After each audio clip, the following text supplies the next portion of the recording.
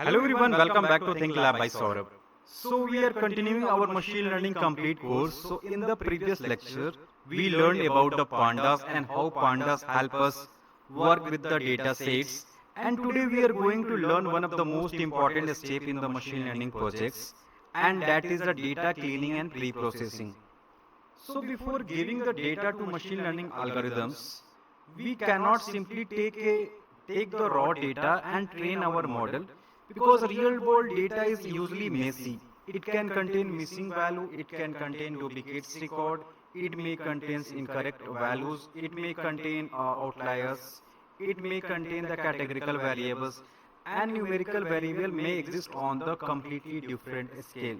So therefore, before training a machine learning model, we need to clean and transform our data. So in today's lecture, we will learn this entire process practically using the Python, Pandas, NumPy, Scikit-learn. So let's start by opening Google Colab, and I'm going to create a new notebook, and our first step is importing the library that we will need, right? So I'm going to write here, we are going to import two libraries, import Pandas as a PD and import NumPy as a NP, right? So I'm going to write here import Pandas as a PD and import NumPy as a PD, right? So this is two basic necessary library. That's the most important library for the doing the data processing and data pre-processing things, right? So first I'm importing the Pandas. So Panda is going to help us to create and manipulate the data frame, and next I'm importing the NumPy. So NumPy provide the numerical operations, and we will see also use of NumPy nan value to represent the missing, right? So now we are create a messy data. So instead of using the perfectly clean data, I wanted to create one small messy data. So this is important because I want to actually see the problem that exists in the real world data, right? So now we are going to create one messy data, right? So let me write here in the form of text. We are going to perform here the we are going to create one messy data, right? Okay. So we are going to create one messy data. So how can we create it the messy data? So simply I'm going to define one dictionary here, and the dictionary name taking the variable name as a data, and I'm putting the different parameters. So we are taking the age, salary, department, and experience, right?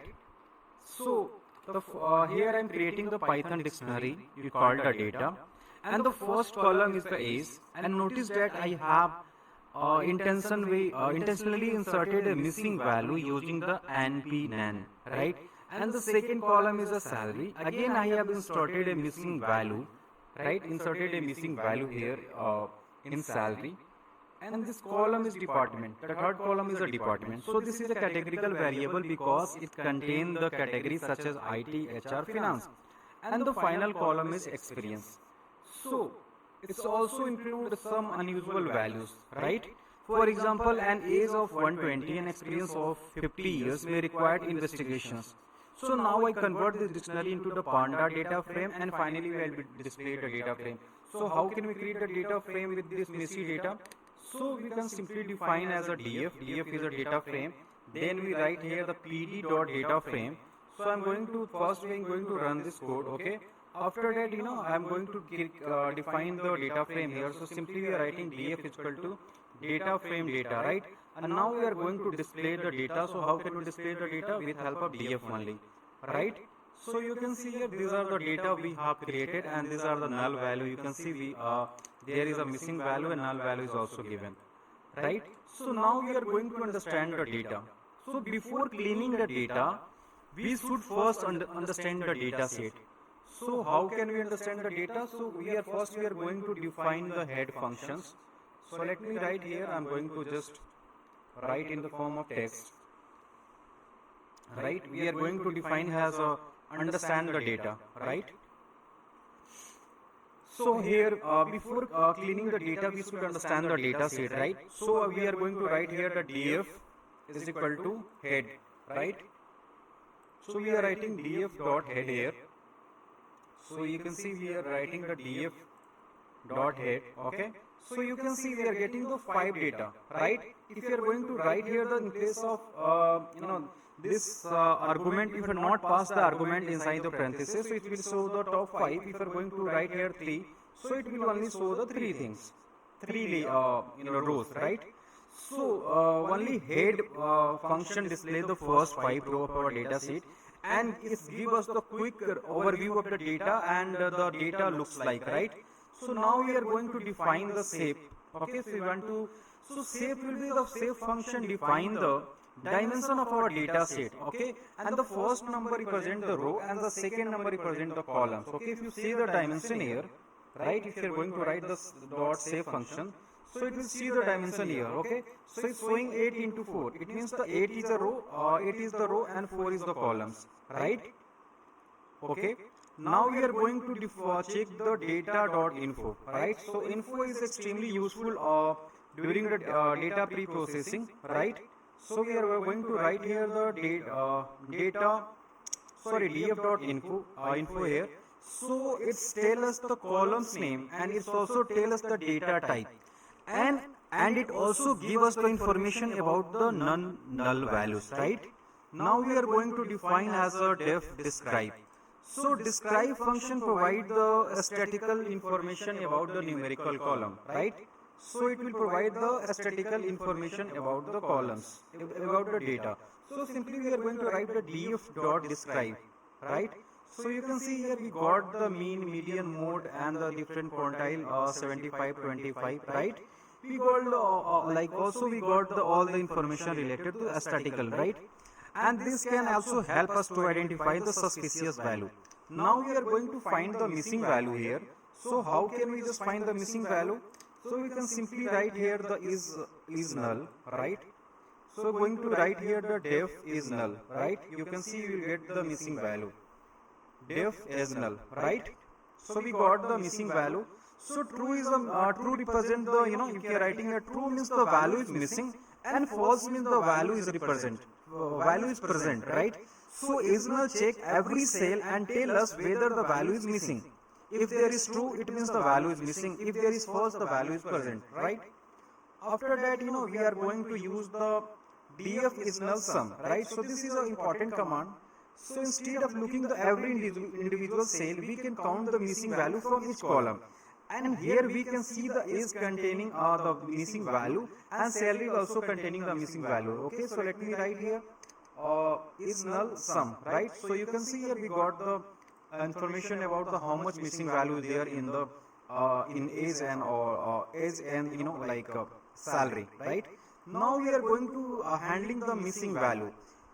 So there are several ways to handle the missing value. We can remove the rows, we can replace the missing numerical values with the mean, and also we can replace them with the median. So here for categorical variables we can use the mode, right? So first we can directly drop the missing value, right? So if you want to drop the missing value, so simply you can use the drop na, right? So you can see if you want to just drop the missing value here, so you can simply write the drop na, right? You can see I'm going to write the drop na, okay? So you can see you're simply going to just drop the missing value here. So drop na, just drop na, remove the rows that contain the missing value, right? So let me write here what we are performing here. We try to just drop the missing rows, right? So that's why we are performing here. So this drop na, this method is very simple because it directly removes the row containing the missing value. But we should not automatically delete every row containing the missing value. Why? Because we may lose the valuable informations. Okay. So there is another method we call the, instead of deleting the row, we can replace with the missing value, right? So how can we replace the missing value? So we can use this fill now function, right? So I am here using the median of the age column, and this missing age is replaced by the median age. So I am also doing for the same for the salary, and median is often useful when the numerical variable may contain extremely high value, right? So I am going to use here fill na function to just put the missing value with the medians, right? So you can see here we are writing here, inside the is inside the salary. We taking the medians of all the data and are going to just replace the missing value with their median. So you can see here we are putting here in the none value with their median of all the data, not the all data, just particular age and salary. Okay. So the question is mean versus median versus mode. So let's quickly understand the three important concepts. Mean is the average, median is the value after the sorting the data, and mode is the most frequent occurring value, right? So I'm going to write here the example here. Mean is for average. Okay, let me write here so that it will not create any confusion. So let me write here in the form of text. Mean basically it's represent the average. Median represent the middle value, and mode represent the most frequent value, right? Here's some numerical data. For the numerical data, we can often use the mean or median. For categorical data, mode is commonly used, right? So now we are going for the duplicate data. So next problem is we need to handle the duplicate data. Sometimes some record can appear multiple times in data, right? So how can we find the duplicates data here? So I'm going to write here first. Let me write here to how to find the duplicate data. So let me write here. We are working with on the duplicate data. So let me write here the duplicate data. Okay, so how can we find the duplicate data? So the next problem we need to handle is the duplicate data. So sometimes some data record can appear multiple times in a data set. So finding the duplicate, we have like a duplicate function. So we can simply write here the df.duplicate, right? So we are simply going to write df.duplicate. So you can see here this is got the duplicate value, right? 0 is false, So here duplicate check whether the row are duplicate, right? So we can also count here how many duplicate values there, right? So we can directly use the here df.duplicate.sum, right? So you can see here we can simply write here df dot, we false here we got here, okay, df dot, and after that we have to write here dot we have to write here the sum, right? We are going to write here the sum so that we can directly count it. So you can see here we finally got the here, right? Okay, we got this thing here. So this tells us the total number of duplicates row. So if the duplicate record exists, we didn't need them. We can remove them directly, right? So we can also directly drop the duplicate value. So let me write here how can we drop the duplicate value. So let me write here if there is any duplicate value, so we can remove it. Okay.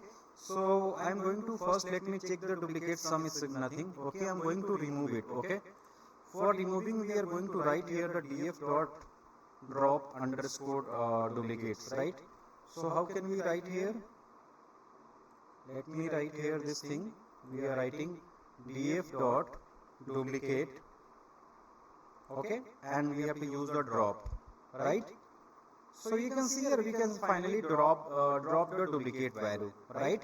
So this deleting the duplicate or dropping the duplicates gives the clear data set, right? Now we are going to find the outliers, right? This is the most important thing. Let's discuss the outliers. What is the outliers? I will discuss here. So let me write here in the form of text in this Google Colab. Now we are going to just discuss the outliers, okay? Detecting the outliers. So the question is, what is outliers? So an outlier is an observation that is usually different from the other observations. For example, suppose most of the people in our data set between the 20 to 60-year-old, but suddenly we have age of 120. So that value deserves the investigations, right? So this value is unusual than the others value. So we have to just perform the investigation. So there is a method we call IQR. So the most common method detecting the outlier is the interquartile range. We call the IQR. Interquartile range is called the IQR. So how can we find the this outliers. So we have to check the outliers of outliers of age in form of 25 and 65, right? So now we are going to write here. You can see I'm writing here. First Q1 represent the 25 percentile. So we are writing the Q1 DF age and writing the quantile 0.25. It represents the 25%. Q3 represents the 75 percentile. And IQR is calculated as Q3 minus Q1. So that's you are writing IQR is equal to Q3 minus Q1. And now we are going to, this is a formula for IQR is a Q3 minus Q1, right?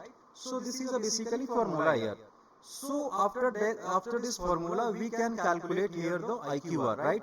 So let me run this code, okay? So you can see here we got this value here. Q1 is 29, Q3 is like 37, okay, and IQR is 5. Now we have to just the lower boundary is Q1, okay. Q1 minus 1.5 times the QR. Okay, so let me write the lower and upper bound here. So how can we write the lower and upper bound? So the lower bound is the Q1 minus 1.5 of IQR, and the upper bound will be Q3 plus 1.5 of IQR. Right? So this is the formula we will use here. So let me find the upper and upper bound and lower bound. Right? So this is the formula we are getting. So lower bound is 16. And upper bound is 50, right? So you can see here this upper bound is a Q3 plus 1.5 times of IQR. So value outside this boundary can be considered a potential outlier, right? So how can we find the outlier? So simply we are going to define here with terms of lower bound and upper bound. So here I am filtering the age column. If age is smaller than the lower bound or greater than the upper bound, we consider it the potential outliers. So this helps us to identify the unusual observations. Okay. So we are going to just write for based on the upper bound and lower bound, we are going to define the age. If the age is greater than upper bound and the lower than upper bound, so you can see here this is you got the outliers. The age is 120 and salary is given and department is here, right? So this is the outliers. But remember, an outliers is not automatically an error. It could be the genuine observation. So therefore we should investigate before deleting the n outliers, right? This is the most important thing. So every time we have to find out the outliers so that we can investigate the particular outliers and we don't directly delete, not because that is the outside of data. No, we have to just perform the investigation, right? With help of this IQR, right? IQR. So now we are going with the categorical data. Okay, this is the most important thing. We are moving to the next topic in pre-processing. So we are going with the categorical data, right? So let me write here. We are now going to deal with the categorical data. So our next problem is the categorical data. So look at our department column, IT, HR, Finance. So machine learning algorithms generally work with the numerical representation. So therefore we need to convert categorical information into the numerical features, right? So there is one method is called One-Hot Encoding, right? To just convert the categorical into numerical representations, right? So there is one method is called the One-Hot coding, right? So simply write here the inside the categorical. One method is the One-Hot Encoding, right? So this is one of the technique, one of the most common technique for the categorical data. So we are going to write here we will use the get dummy function, right? So inside the department, because in the department there is a multiple things like HR, HR, IT, and all these things.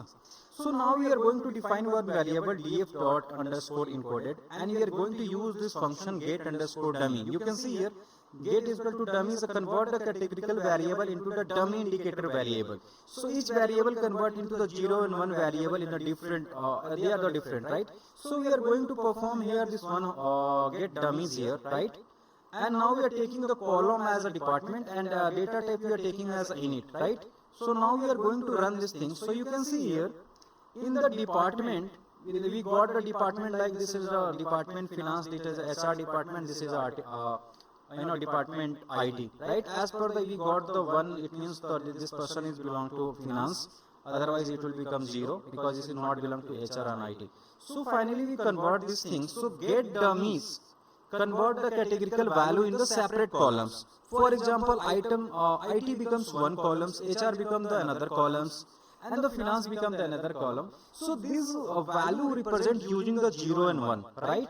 You can see here, now the we converted into the different columns. So this is called a one-hot encoding, right?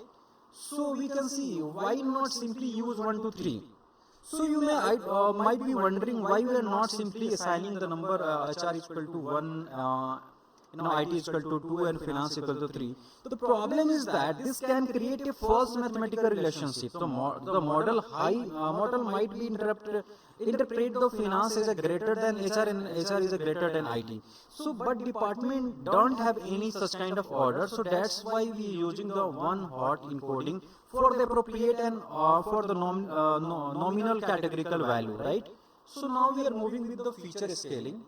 So now let's talk about the feature scaling. Suppose we have a two feature, age and salary. So these features are completely different scale. Some machine learning algorithm can affect by the different in scale, right? So therefore we often scale the numerical features, right? So we can use here the StandardScaler, right? So one of the most popular technique is for the standardization is the standardization transform the data using this formula. So now we are going to use the StandardScaler here. So let me write here this topic name is the StandardScaler. We are going to write here the topic name is the StandardScaler here. We are writing here the StandardScaler.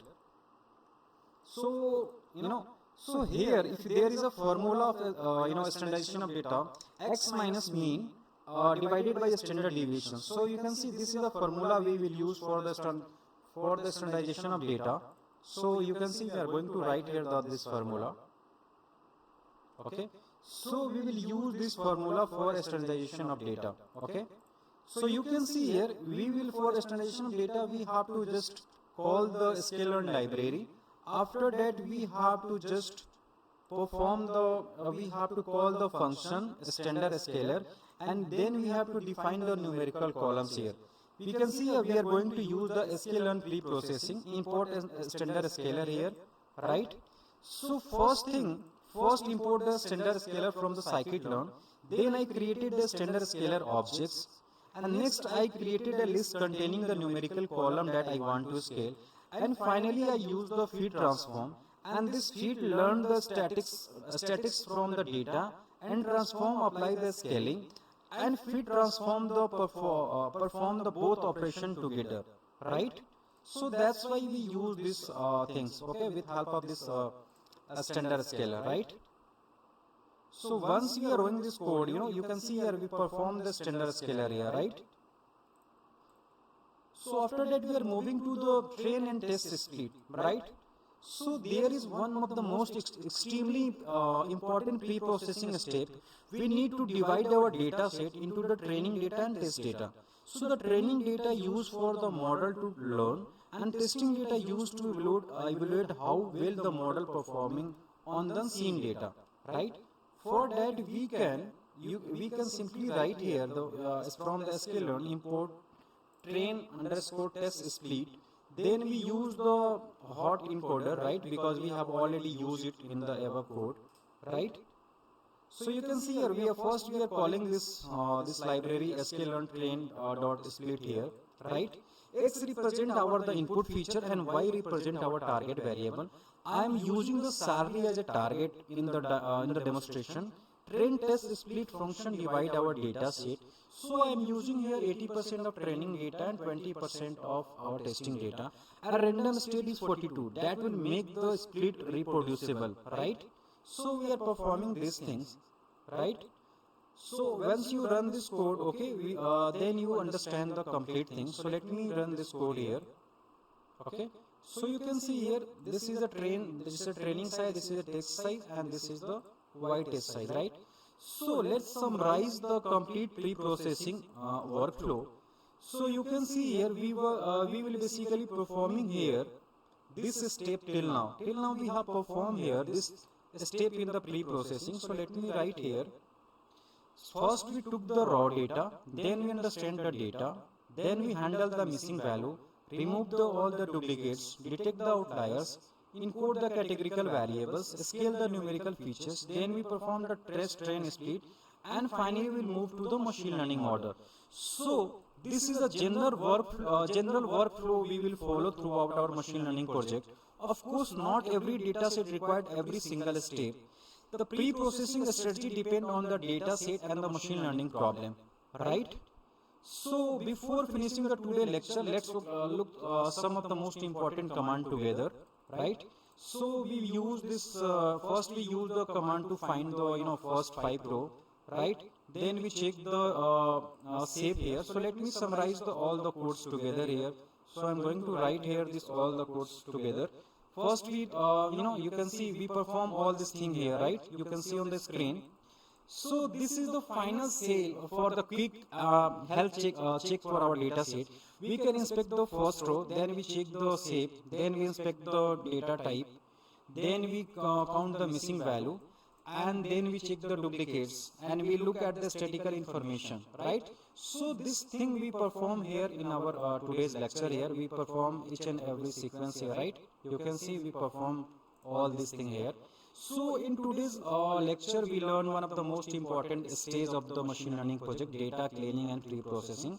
We started with the messy data, then we learn how to inspect the data, then we identify the missing value, then we learn the different way to handle the missing data, then we learn how to detect, remove the duplicate records, then we learn how to find the outliers and how IQR method that can help us to detect them.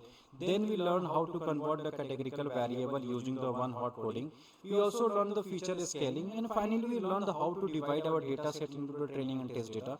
And most important thing, we discuss the also data, different types of data, right? So remember this important rule: never allow information from the test set to influence the training process. A machine learning model is only as good as the data and pre-processing pipeline behind it. So in the next lecture we will learn about the exploratory data analysis or EDA. So we will learn how to visualize our data, find the patterns, how can identify the relationship between the variable and understand about the data set before building the machine learning. So if you are enjoying the machine learning complete course, so make sure you follow the Think Lab by Saurabh. So I will see you in the next lectures. So keep learning, keep building, and become 1% better every day. So thank you for watching. Happy learning.